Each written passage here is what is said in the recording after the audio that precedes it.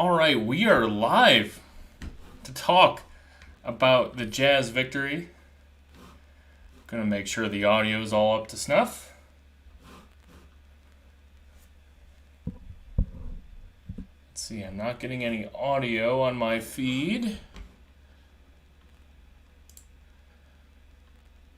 How's that? Is that coming through? Thanks everyone for joining the Twitter Spaces here. What a wild game we have going on. Thank you for Something Sharp in the YouTube to tell me that the audio sounds fine. And this is the first game of the season. We haven't done this since the last last Jazz game, and where we did the live Twitter Spaces. We did the YouTube live feed. I'm beyond excited right now.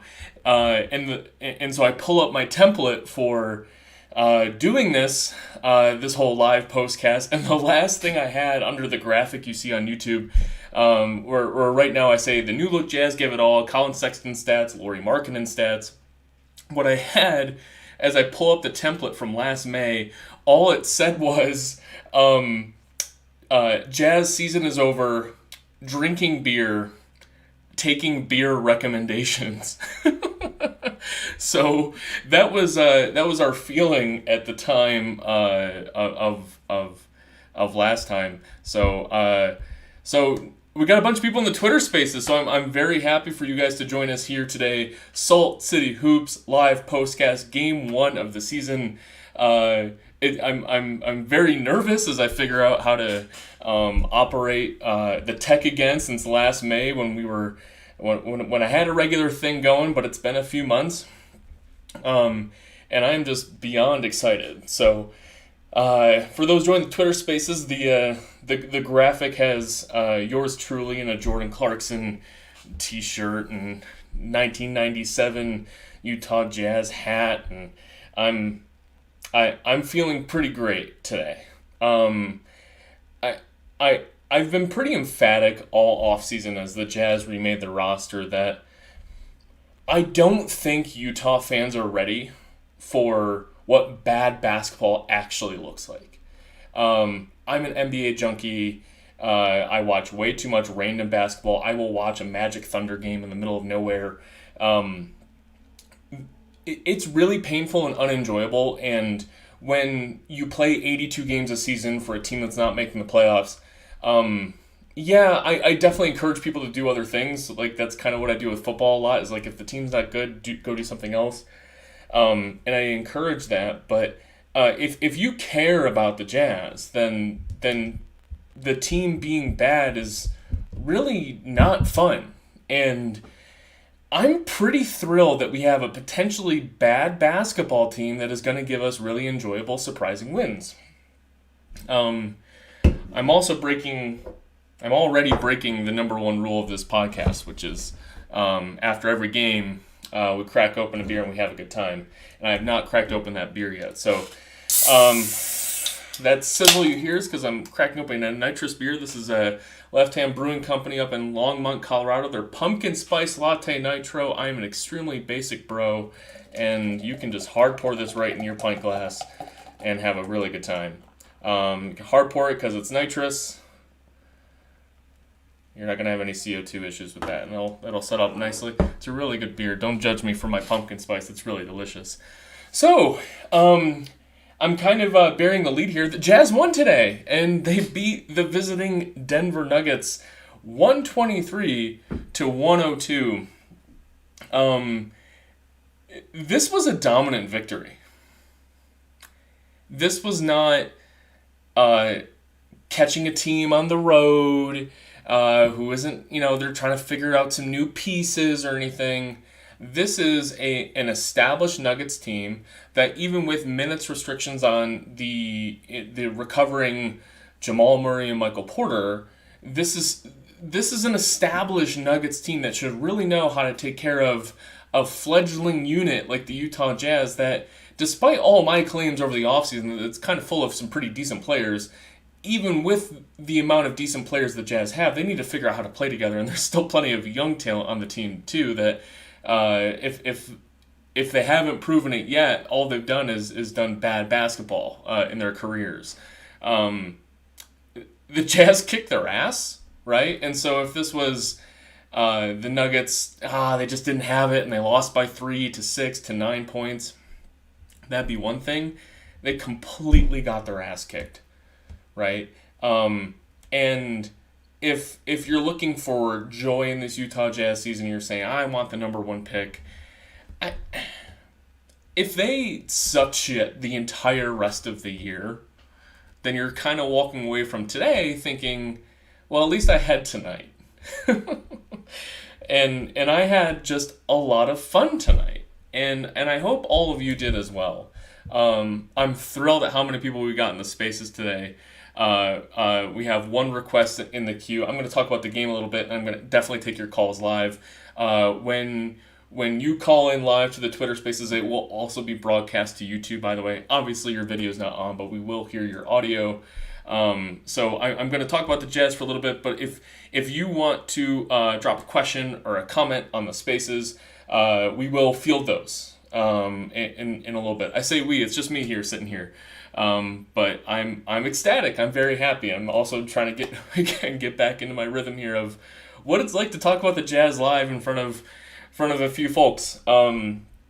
So the actual game itself. So I will also take a mea culpa that I live in Denver, and so twice a year I am always surprised that when I log into my cable provider, when I go to check in for League Pass and look at the Jazz, which I can do all the time because I don't live in the Salt Lake area or Boise or Nevada or the other areas, that I was stunned to see, like, I go to check in the game and I'm blacked out. I couldn't actually watch the game. And so I was trying to figure out VPNs and things, and finally I had to find one of the more creative solutions to watch the game, which means I missed the first quarter. So that already makes me a preeminent expert in exactly what happened today. But there's plenty a lot else to talk about. So I'm going to mix in a little bit of what we saw today versus kind of what my predilections were for the Jazz. And I super want to start with Lauri Markkanen. So another piece of my NBA junkiness is that I love international basketball play. And no, that doesn't mean I watch the international professional leagues, but I love national team versus national team things because I think it really takes players out of a different element, and just see them with new teammates, especially NBA guys. It's a lot of fun. And ever since Lauri Markkanen came out of Arizona and was playing for Finland as Finland's best player, Markkanen was always kind of a token, he plays in the NBA, but Finland sucks and no one cares. This past summer was Eurobasket, which is I think it's a fourth annual, or every 4 years tournament for national teams in Europe. And Markkanen was there for Finland, and Markkanen wasn't just the token NBA player and Finland showed up. Markkanen kicked ass, and so did Finland for the first little bit of Eurobasket, and he got traded shortly before Eurobasket, or right in the middle of it, and if you paid attention to it, you walked away thinking like, okay, like this guy has some real skill. Maybe I haven't really seen him in Cleveland or Chicago before, and his reputation precedes him as just like he's the 7th overall pick at one point, and he didn't become Dirk like he was projected maybe to do. He's just kind of okay. But you walk away from Eurobasket, comes into Utah, and you think that if that guy's given a real offensive role, he's got way more verve to him than just some 6'11" stiff who just happens to shoot threes. And he was so mobile today. He was so active. His dribbling was good. He's not a guy who's going to cross up somebody from time to time. But defensively, or I should say, for the Nuggets defensively, they would often sick Jokic on him defensively, and Markkanen knew how to exploit that, and he did great today to the tune of 17 points. I kind of thought he might score more today, but I do think that his efficiency, being 6 for 12 and 3 of 7 from 3, that was promising in 33 minutes. I think I would have preferred him to shoot and score more, but hey, this is a team that's got Jordan Clarkson on it, and guys like Michael Beasley and Colin Sexton. So maybe the points will come at a different time, but he was very efficient and very aggressive today. He was my favorite player to watch today. My second favorite player to watch today was definitely Jared Vanderbilt, right? And I think Jared Vanderbilt easily has rocketed up the all-time list of Utah Jazz favorite players on the list. His energy is infectious. If you've seen him in Minnesota before, he actually started his career in Denver but didn't really play much in Denver. That's what he does. He rebounds. He pokes the ball away, and he's just all energy all the time. I was very skeptical of his offensive feel. His turnovers, he doesn't really finish around the basket very well. It's pretty hard for a guy to average like 8-9 rebounds and still not even get 7 points a game, right? So he's definitely the king of like the volleyball offensive rebound, right? But he's got a ton of energy and will get the ball where it needs to go. And he fouled out today, but I would say 3 or 4 of them were kind of like a 50-50 calls, including the last call where he did get all ball first, and then, maybe in a different circumstance, like the ref doesn't see that he scrapes the elbow after he gets the ball. So Vanderbilt was very exciting today, and worthy of a starting spot, right? The next player I think worthy of talking about is the guy I have on the screen is Colin Sexton. Colin Sexton did not start today. I think that is a little surprising long term. But from what we understand with Sexton coming back from a very serious injury, the torn meniscus, that he got repaired, not replaced, that's going to take some time to recover. And while he's not on a minutes restriction or anything like that, I think it's easier to kind of work him in bench units and play those 25-30 minutes a game. I think he ended up with, let me look, he only played 21 minutes today, but he did close the game today, which I think was notable. We'll work him in slowly. We started Jordan Clarkson today with Malik Beasley healthy. I thought that was also a surprise, right? I don't really see the point of starting Clarkson ahead of a similar archetype in Sexton or a bigger kind of dependent threat in Malik Beasley. But, it's kind of a nod to the veteran. I didn't really totally mind that. And as far as talking about Sexton's game, I should actually do that. 50% from the field. Sexton is underratedly an efficient basketball player. He definitely can turn the ball over. He can definitely get laser vision or tunnel vision, I should say. But he's never really one to take bad shots, and he will continue dribbling if he needs to acquire a different shot. So that's always been appreciated from Colin Sexton. And he had it today. And I was really impressed with his ability to keep the ball alive if things got in trouble and just score pretty decently. And his first step, so fast. You're never going to confuse Colin Sexton with Donovan Mitchell. But you might see a little bit of a blend between the two when it comes to first step ability to get in the paint and break down players who are worse than him defensively. He's going to help with that, and what Utah needs to break out of him is passing vision.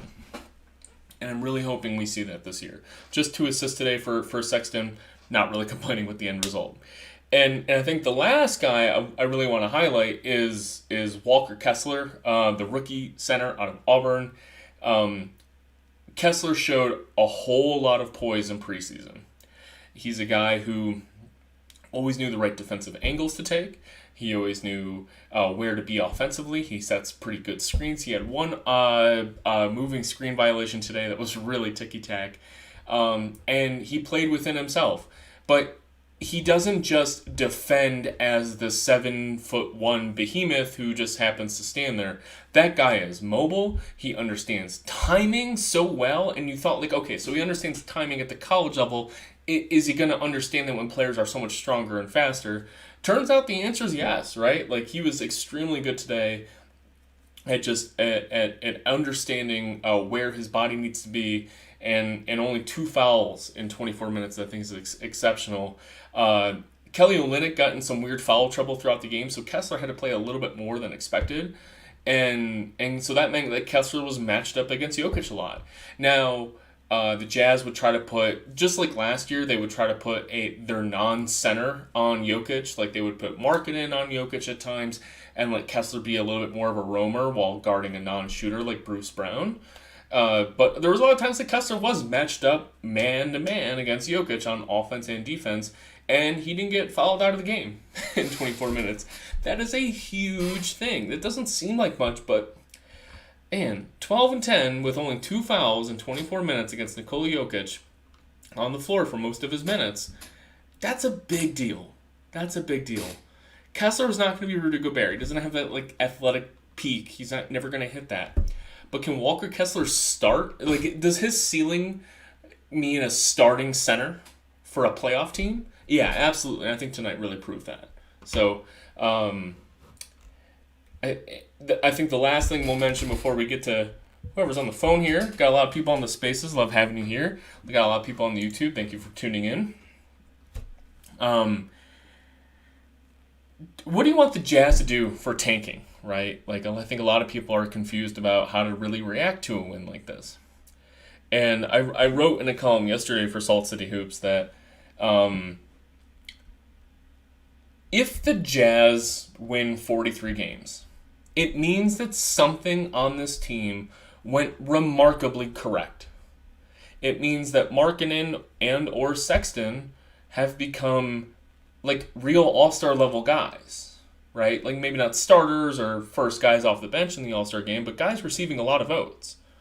Or it means that Walker Kessler or Ochai Agbaji, the rookies, are immediately splashing and they're contributing to winning basketball and they're going to matter for the future. Or it means something else pops among the role players that we weren't expecting. Does Nickeil Alexander-Walker or Simone Fontecchio, do they provide immediate NBA rotation minutes? Unclear, right? If those things happen and the Jazz win 43 games, 44 games, you are now setting this team up for success later with the incredible amount of draft picks coming our way. Fun basketball and good basketball is worth cheering for. There's 2 ways to win 43 games in the NBA, right? You can either totally take everybody by surprise. Cleveland did it last year, right? And yeah, they started. I think they're starting from a place of already having Evan Mobley, right? And they had some high draft picks in Garland and made at the time a foolish trade for Jarrett Allen. By the way, Jarrett Allen was due for a big contract extension and trading a first round pick for a guy who was going to make $20 million, or I think he just going to sign a $25 million a year extension. Wasn't exactly very smart. But you can win 43 games by completely surprising the NBA, and then, okay, where are you as a franchise? And you obviously have some worthwhile pieces to think about resetting where you go from here. And a lot of teams that surprise in the NBA don't have 20 first-round draft picks coming their way, right? Like, they're kind of just like, okay, now we're mediocre. What do we do next? Whereas the Jazz have that going forward. They have assets on top of that going forward. The other way to win 43 games is to do what we've really insulted the Hornets for doing over the years, the Pistons for doing over the years, what the Kings have tried and failed to do over the years, which is just be okay and be okay with that, right? The Jazz are not doing that. The Jazz do not have an expensive cap sheet. Where the Hornets and the Pistons and those examples, they'll have a bad team, they'll spend like hell just to get to 40 wins, they'll be happy with that 8 seed, but their cap sheet, their salary cap is so fucked up that they can't do anything going forward. They can't get better from there. If the Jazz win 43 games, they absolutely can improve from that. So yeah, I'm cool with 22 wins this season. I am. Like, let's get a high draft pick that's obviously better than not. I'm not excited about 33 wins. I don't think, right? Like 34 wins. Like if you have like the 6 best odds in the lottery, like I'm not too thrilled about that. But if we're talking about like a 39, 40, 41, 42 win team, that means something went really right for Utah. And that's worth cheering for. And that is my conclusion. We got some requests on Twitter Spaces. I'm going to try to figure this out.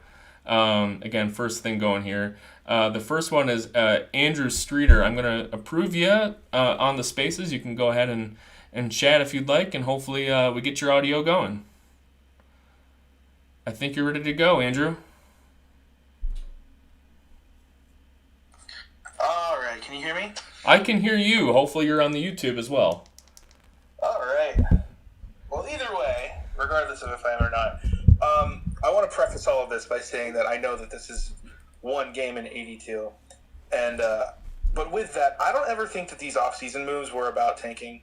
I really don't think that that's what the brain trust here had in mind. I don't think that that's what they wanted to do. It was all about getting solid players, good young guys, and just a crap load of assets, and they've done that. And I don't think that you have a coach like Hardy, who's a rookie, and obviously he's going to have some growing pains here and there, but like, I don't think you have that kind of dude's mentality, the kind of people running this team, and the kind of players that they have on the team now, and the effort that they played with tonight. Listen, the biggest difference to me was Denver showed up, I think, just expecting to win. And the Jazz gave maximum effort basically all night long. And that's the team I think that we're going to have all year long. And like you're saying, man, like I think I think everyone who's expecting this team to like be in the tank and be in like the bottom of the lottery, I've never thought that was going to be the case. And I still don't see that being the case.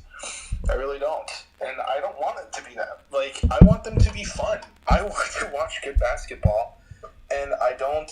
You look at every era of Jazz basketball, like they've never tanked, and tanking, frankly, doesn't. You can't like point to a case that it actually, where it's actually like worked for people.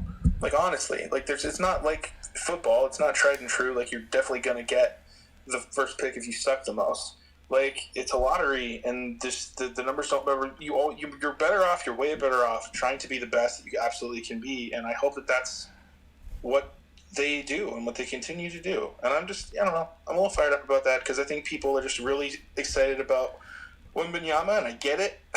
And it's a big, lovely draft, but you guys forget that we have so much draft capital, and we're going to have so much that we're going to be able to do to add to a great young team with a solid young core and with an identity that, like, from the get-go right now is showing you that they're going to play hard and that they're going to do it the right way.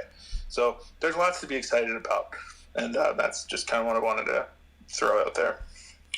Thank you, friend. I'm just muting it just in case the audio comes back, but I'll unmute you in a second after I stop talking to give you a chance to respond. Again, I'll have to listen to this back to see how Twitter Spaces audio works with my new mic. But I'm way too drunk to refute your claim about tanking doesn't work because I think that's untrue. But I think everything else you said was extremely correct. For one, I think I mentioned it in a column or I mentioned it in a podcast with over the summer. Another benefit, as you're kind of alluding to, if you win 43, 44 games or even 38 games, and you have this amazing trove of draft capital and you're not really intending to tank, you can turn that draft capital into other shit. You don't necessarily have to say, okay, we have this 2029 unprotected Cleveland Cavaliers draft pick.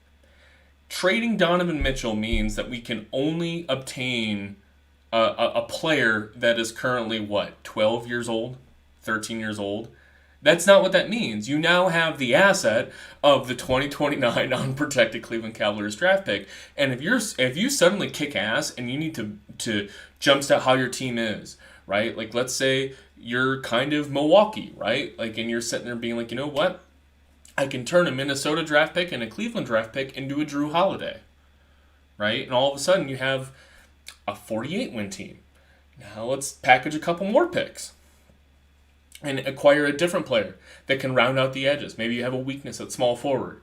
You don't necessarily have to turn this treasure trove of draft picks into actually needing to draft those players if you're better than you intended, right?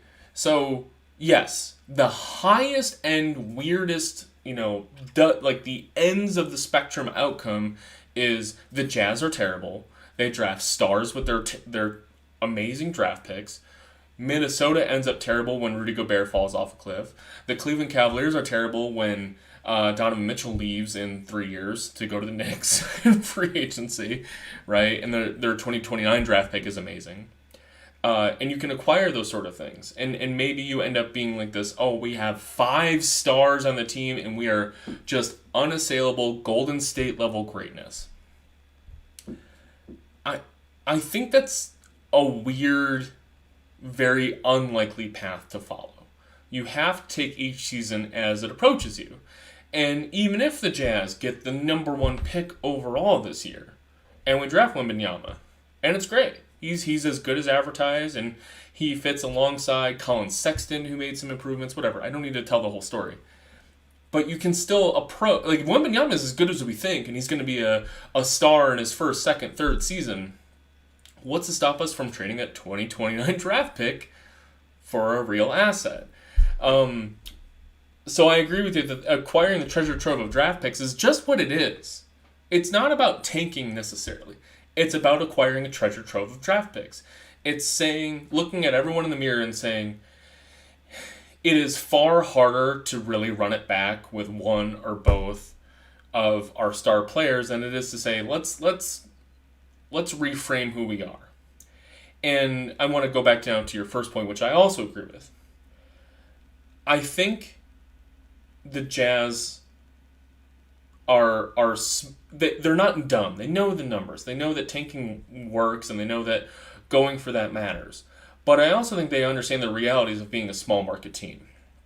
And part of that is that we've seen reports time and time again from various players and agencies of players that Utah has just incredible facilities and incredible care for their players and their families. This is a really deep cut, but it's just one of those small things that I think is notable. And again, I've had a few beers, so maybe I think this is worth more than I think.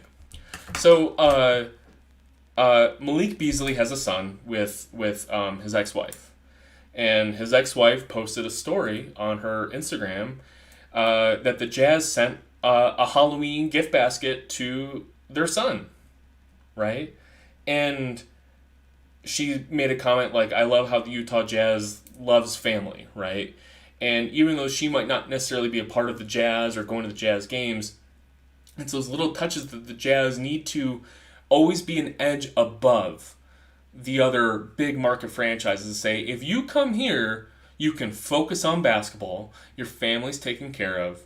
In the offseason, you can do whatever the fuck you want, but here you can focus on basketball, and we're going to have great facilities, you're going to kick ass, and if you want to stay with us, we'd love it. We'd love for you to improve your career here, but we're not going to judge you if you... We saw it with the goodbye photo for fucking Cody Zeller, who is here in a training camp deal for 2 weeks, right? Like, they're just saying, come be a part of amazing facilities, an amazing environment, and hopefully we have a good environment going forward. And maybe that ends up improving guys like Markkanen, Sexton, Malik Beasley, and you end up accidentally winning 38 games. I don't think the Jazz are a type of team to completely Oklahoma City it. I think they're okay if that happens. But I agree with you that I don't think it's the entire point. So I'll give you the mic back to comment back if you want to unmute yourself. I think you can unmute yourself if you want to respond. Yeah, no, I think you're spot on. I am dubious about the tanking aspect of it, just because I don't feel like, I don't know. I don't have any evidence to back this up, but I just don't feel like even if we had the worst record in the league, that that the ping pong ball would ever bounce our way. You know what I mean? Like, it doesn't feel like that would be... Well, maybe not to number 1, but there is exceptional value in getting the number 2 or number 3 pick. Well, especially in this draft. This is a loaded upcoming draft that has a lot of really, really nice players in it, which, regardless of how... the Jazz fall in the draft order, they're going to be in great shape because of the assets that they have. So I'm just excited that we have,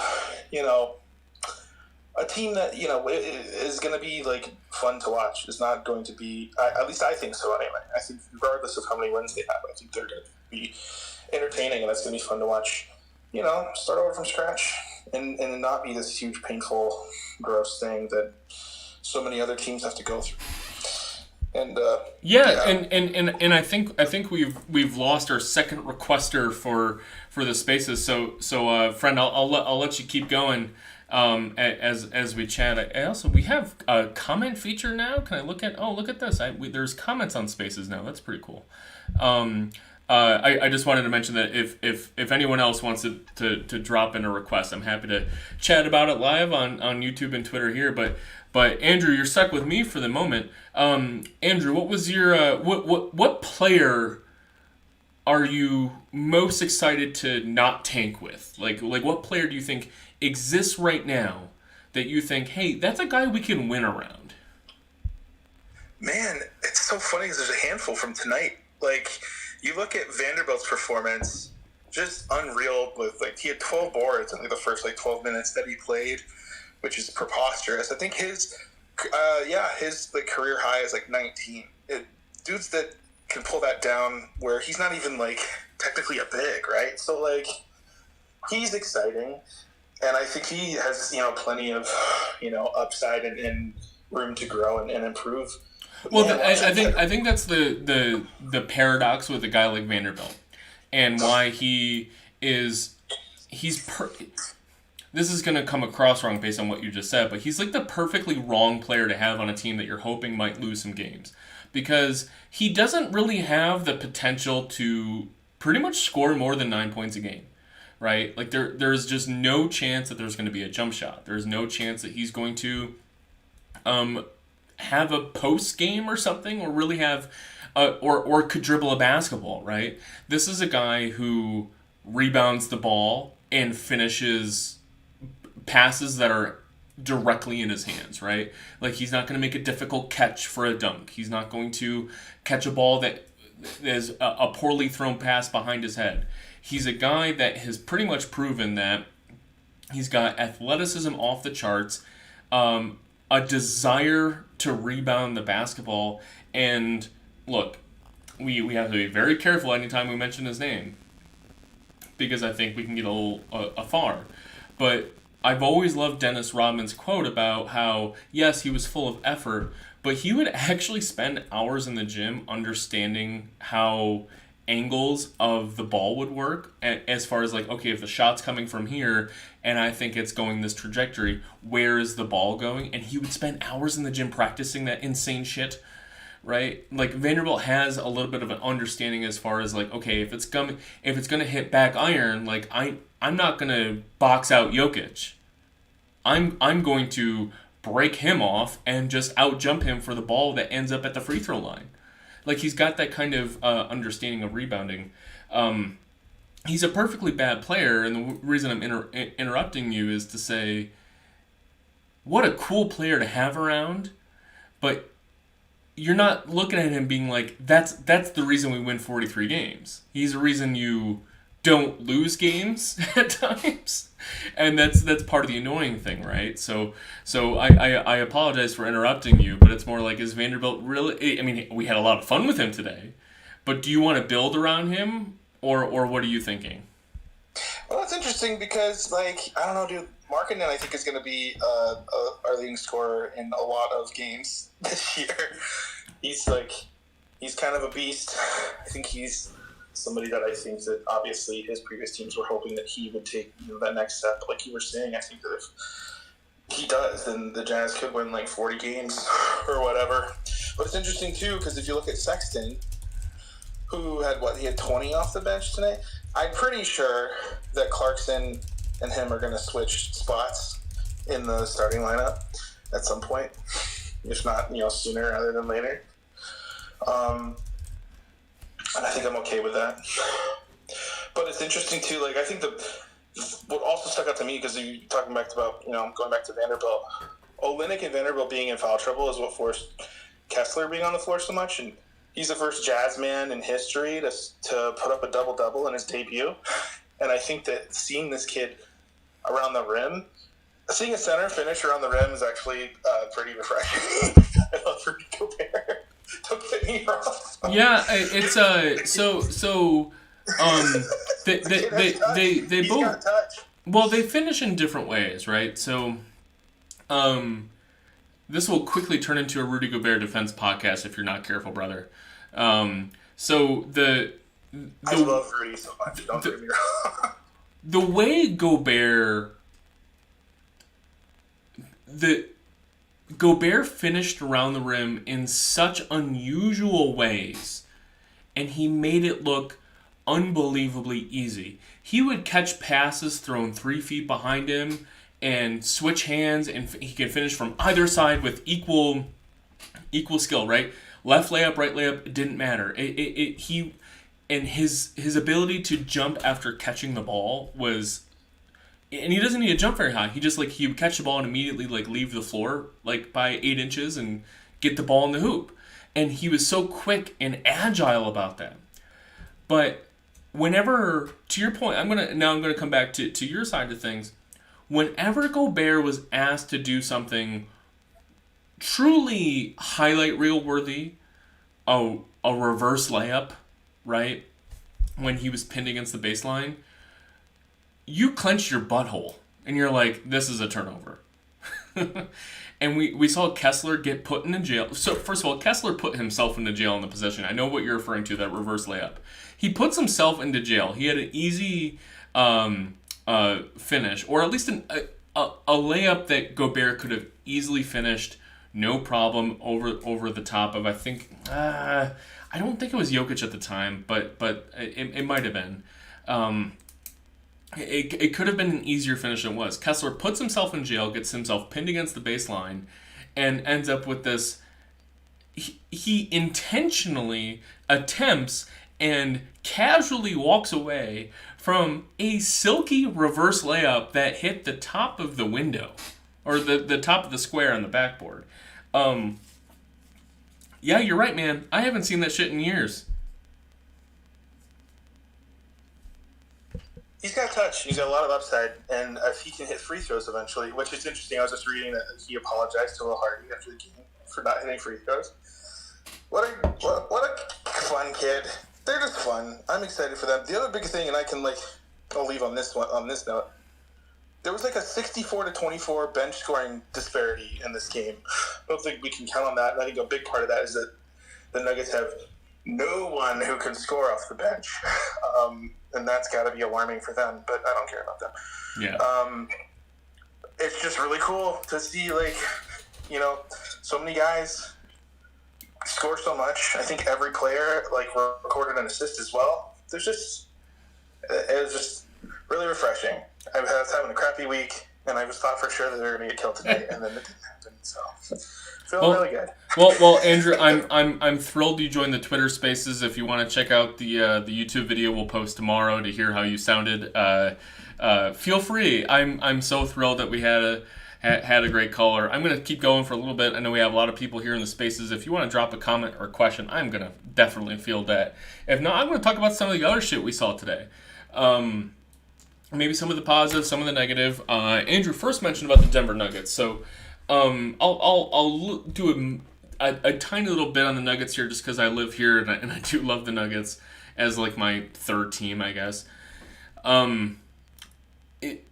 With Porter and Murray on minutes restrictions and resting games, yeah, that bench is pretty dumb, and I like the moves to bring in Bruce Brown and KCP for the playoffs, but you might be surprised at some of the games the Nuggets lose. So I'm not exactly walking through the streets thinking that the Jazz are going to win 45 games off of beating a championship contender from here, because I think the Nuggets have some weird regular season flaws. But that'll be an interesting situation to walk. DeAndre Jordan is complete dump garbage. Did Zeke Naji play today at all? Zeke Naji. He's the talk of training camp. You talk to any Denver reporter, Zeke Naji, he's figured it out. He's a great player, and he's a DNP coach's decision. DeAndre Jordan played 6 minutes today. Minus 13 in 6 minutes. We've seen this from DeAndre Jordan in the past 3 years, and the Nuggets still said that's our backup center. The first minute of free agency. I'm not exaggerating. The first minute of free agency, Nuggets said that's our backup center.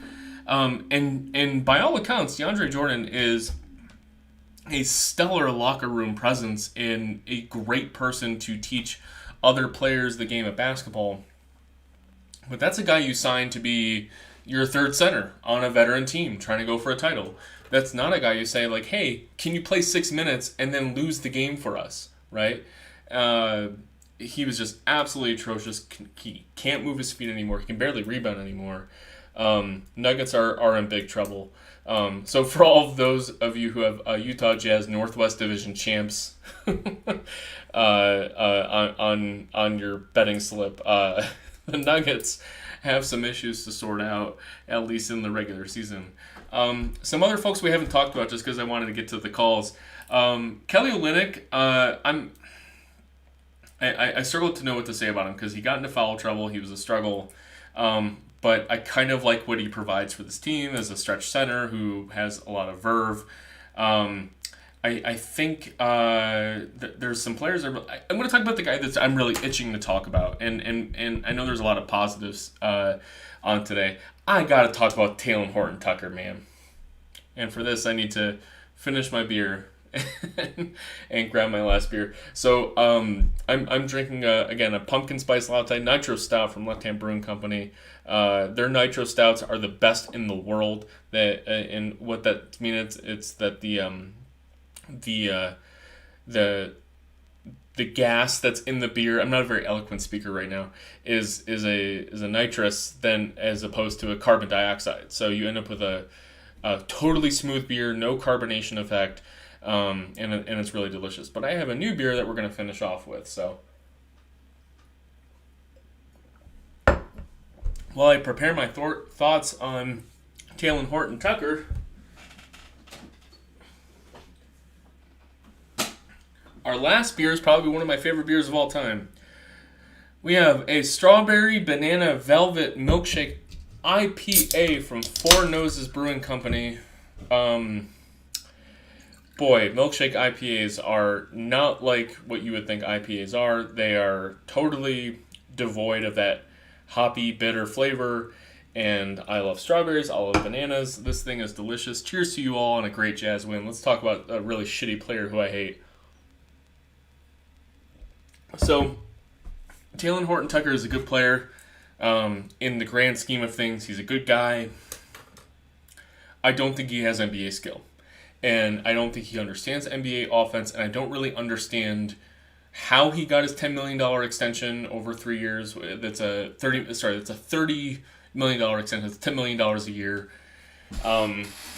He showed a little promise in his second year as like a guy who could dribble, who could pass, and because he was a late draft pick, he came into restricted free agency way earlier than I think a lot of other guys. So the Lakers were kind of in a bind that they had to give him a contract. I would have just let the guy walk, right? You're the Lakers. You got LeBron James and Anthony Davis.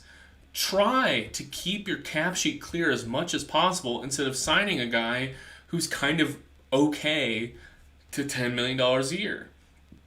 He's young, he's got potential, sure, but the things that he had potential in, good defense, good passing, you can kind of find off the scrap heap if you're the Lakers with veteran guys. THT has never been able to shoot. Never. So, if you can't, a guy who cannot shoot the basketball, like at the shooting guard small forward position, does not deserve a big contract. And the Lakers really fucked that up. The Jazz compounded it, and they continue to compound it by now giving him minutes after trading Patrick Beverley for him.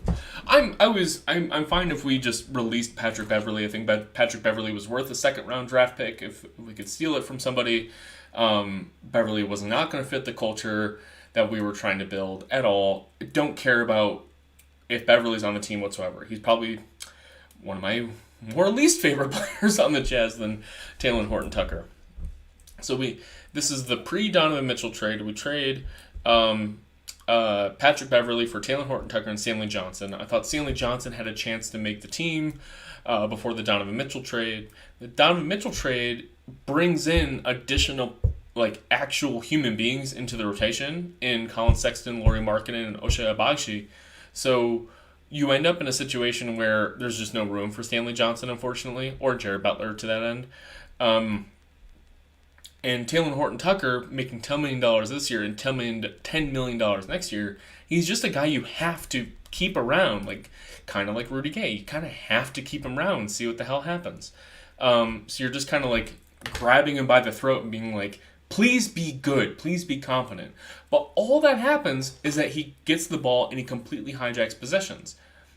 He has passing ability when he gets into the lane after completely hijacking the play call and making an interesting pass here or there. But he turns it over at an alarming rate. So for every good pass that you're getting out of THT, he's fucking it up somehow else. I've already mentioned that he can't shoot. And his defense is not, oh, that guy's got this, he's a 6'8" guy with range and he just has to figure out where to be on the floor and he'll make deflections and steals and blocks and he's got this, he just needs to understand it. No, he's a short, stocky dude who is physical and he's a pretty smart guy, but he's very athletically limited. And just watching him be completely marched out of the gym by Michael Porter Jr. today, who is a 6'10" pure shooter, right? Who is admittedly not THT's best matchup, but there just isn't a lot of places you can roll THT out defensively and say, oh, I trust you defensively. He's bad. He probably deserves an NBA roster spot.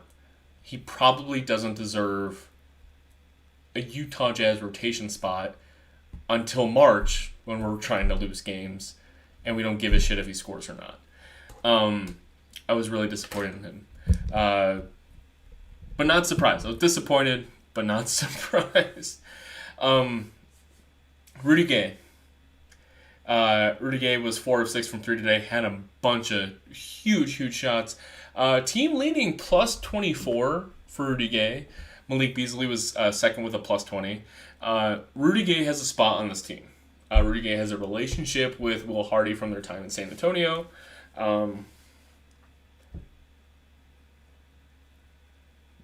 Sorry, I need another sip of this delicious milkshake IPA. They have a relationship in San Antonio.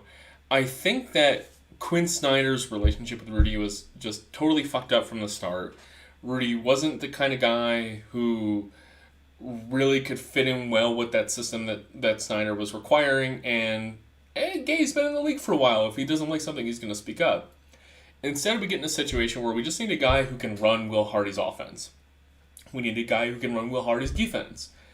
Not saying he's going to perform well in that situation, but if you have Agbaji in a situation where he gets the ball in a certain spot on a certain play call, and Agbaji does not have that instinctual immediate reaction you need in the National Basketball Association to make like the quick handoff or the pass or just knowing where your options are.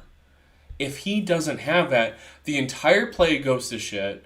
Agbaji ends up with the ball in his hands and he's forced to create off the dribble, which is his worst skill that you could possibly ask for out of Ochai Agbaji. That's a problem. And instead, if you have Rudy Gay in that situation, does he have the athletic upside of Agbaji? Absolutely not. Does he have the shooting of Agbaji? Right now, they're probably pretty similar. Does he have the defense of Agbaji? Again, right now, probably pretty similar. And on offense, Rudy Gay is a guy who can effectuate just a play. Just effectuate the play where it's intended to go. And if Rudy Gay sees something he likes, maybe he's a little bit too effusive in taking that shot where he shouldn't be. But it's not like he doesn't know where the ball should go or doesn't go. It's that he's going to pick his spots and say, like, you know what, I got the 2 points here. I got the 3 points here. Whereas if Agbaji, he's not going to just decide that he's got the 2 points or 3 points. He's just going to fuck up. Right? And that might be okay in February, March, and April when we're trying to lose games and whatever. But right now, if you're trying to teach Walker Kessler, if you're trying to teach Lauri Markkanen how to play professional, high-tier basketball, you need guys on the floor who will just effectuate shit. And that's kind of what I think Rudy Gay is meant to operate as right now. And hey, look, man, 16 points, 4 or 6 from 3. Right now, if you were to call up every team in the NBA right now and say, we'll trade you Rudy Gay, every team would say, well, Rudy Gay's nice, but you got to give us a second-round draft pick along with it. Or 2 second-round draft picks. Sounds a lot like the Davis trade, right? And I don't think the Jazz are in asset disposition mode. Like, I think they're in, or dispossession mode. I think they want to see if they can turn Rudy Gay into a net neutral asset. If they can say, can we give you Rudy Gay for free? We don't got to give you anything. You don't got to give us anything. And, putting him in a position to succeed like he is now, I think is the way to do that. So I'm totally okay with him playing. He's definitely going to have totally shitty nights as opposed to tonight. He had a lot of good possessions where he was matched up against Nikola Jokic and he could totally obliterate him. That was really nice. I'm fine with him playing over Agbaji for now. Right? Like, we don't have Ty Corbin at the helm.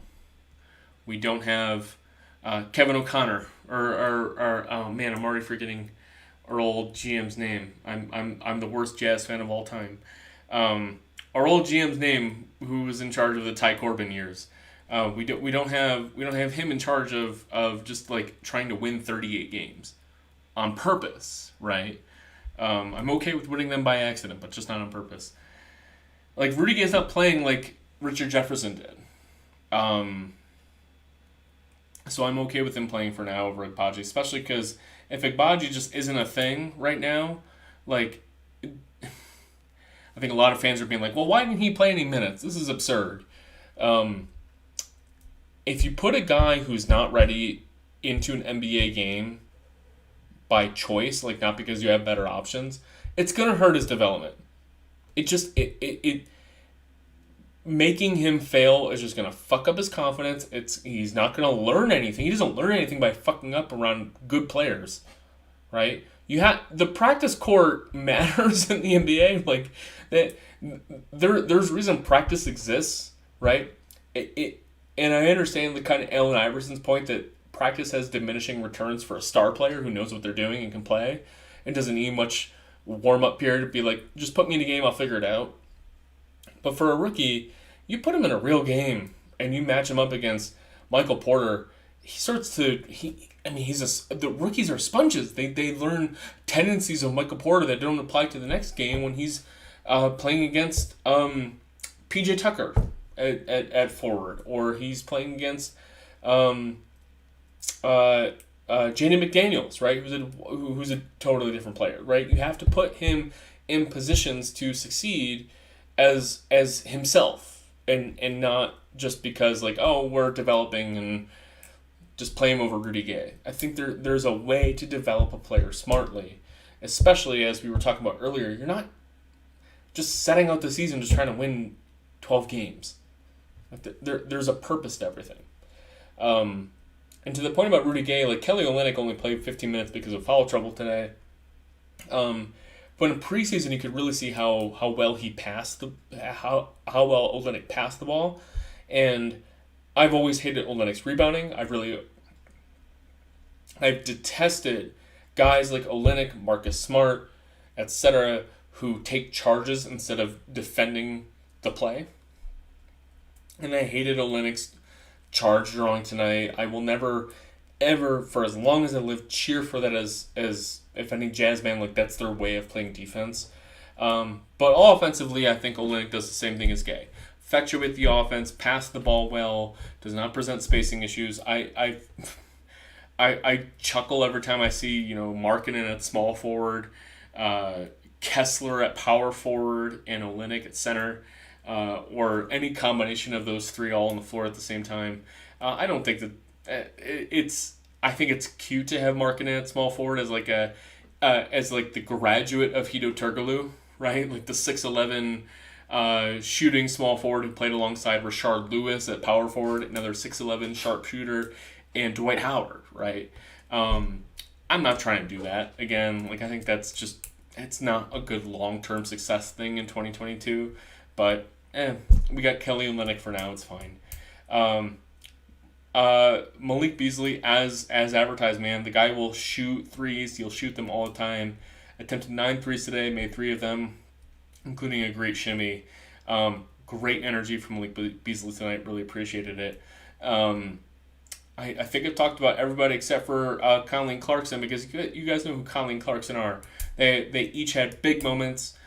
Clarkson fucked up the way you would expect Clarkson to fuck up a few times. Clarkson was alongside Olynyk, was the only negative player today. Clarkson was a -4. Olynyk was a -8. Clarkson, I'm wearing a Jordan Clarkson shirt. I'm a big fan. But we know what he is, and Mike Conley kicked a whole lot of ass today. Mike Conley's been on a rebuilding team before. He knows what's going on. Interesting lineup today. I mentioned the all big lineup. I think it's really cool that Will Hardy then completely goes the other direction and says, you thought we were starting 3 7-footers. Well, fuck you. Here comes a front court of Jared Vanderbilt, Rudy Gay, and Malik Beasley. So I really think it's cool that Will Hardy's willing to try a lot of different things with this front court, and we'll see a lot of cool things. And he's just going to play the right players, right? Like, our best 5 players will often, given rest or foul trouble or whatever, might involve 3 front court players, right? Like Olynyk, Vanderbilt, and Markkanen, or Olynyk, Kessler, and Markkanen, right? So I think that's awfully cool of Will Hardy. So before we get to my final sip of beer and conclusion to the night, I just want to pause for a minute and give anyone on YouTube or Twitter a chance to think if they got a question or a comment worth chatting about.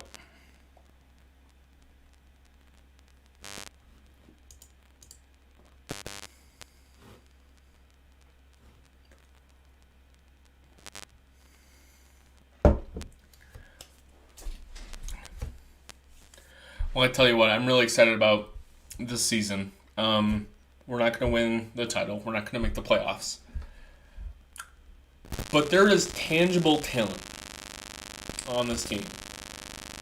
A lot of attention will go towards the teams like the Magic, the Rockets, the Thunder, not the Spurs, the Pacers with Halliburton, towards the teams with real high-end talent, number 1 picks, or obvious star potential.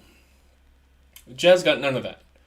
The Jazz don't have a single fucking player on the team that is remotely going to approach a top 15, top 20 player in the NBA.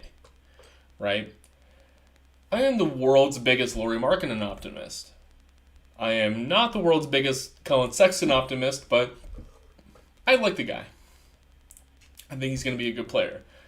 I might be the world's biggest Nickeil Alexander-Walker optimist, but that's a different thing. There is value. Not contractual, like bleep blorp, let's look at a spreadsheet and compare players on a spreadsheet value.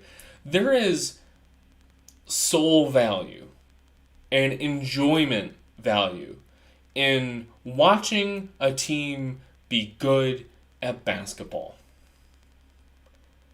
We Jazz fans have been a little spoiled. We were expecting that after Gordon Hayward left to have a 35-win outfit like the Pacers have right now, with led by Buddy Hield and Miles Turner, right? We were going to have a Rudy Gobert-led outfit with some decent pieces around him like Joe Ingles, right? And could win 35 games. And yeah, we'd have some fun, but we'd really be having our hands on our hips being like, do we really have a defensive player of the year guy in Rudy Gobert and like a bunch of shit around him? And like, where the fuck are we going? That would have been really weird. We've been pretty spoiled by having Donovan Mitchell immediately come in and rocket this team towards another 4 years of success. It was a lot of fun. So when we go into an intentionally taking year, like in big quotation marks, what does that do for the soul? I don't think Jazz fans really know how much that fucking sucks. And how painful it is to win 20 games. And what players you have to watch to win 20 games. So I'm glad we had nights like tonight. I don't know what this win portends. If this means that we're destined for 35 wins, 38 wins, if we're going to have like this weird successful season, or this was just a weird blip on a radar for a Nuggets team trying to figure their shit together, and we were at home and we're still going for 20 wins. But I had a lot of fun tonight. I had so much fun tonight. And I also saw a lot of potential in guys like Lauri Markkanen and Jared Vanderbilt and Colin Sexton and Walker Kessler to say there might be a reason to keep these guys around as their contracts, they have contracts for a couple years, and we start getting new draft picks. Like, there's a reason that like this Jazz team might be more than just going for Victor Wembanyama, right? And I think that's pretty cool. Like, there's a reason to tune in Friday. There's a reason to tune in next week. For at least a little bit, you're not saying, I'm going to skip the Jazz game tonight. And that makes me really happy. And I hope it makes you happy as well. My name's Mark Pereira. I'll be doing 82. Hopefully. Maybe more like 80. We'll see if I have to miss a couple. I'm going to be doing a ton of live postcasts like this one. Or if not, like tonight with a few beers, in the morning with a few coffees. I'm so excited to be talking Jazz with you. I'm so happy to everyone who tuned in today and chatted, dropped a comment, question. We'll see you next time. I think we got a Rudy Gobert next. Minnesota Timberwolves. Is that at home or on the road? That's on the road. We're gonna be in Rudy Gobert's new woods in Minnesota, and we'll chat about the Jazz then. Until then, I'm Mark. See you on Twitter as always. See you next time.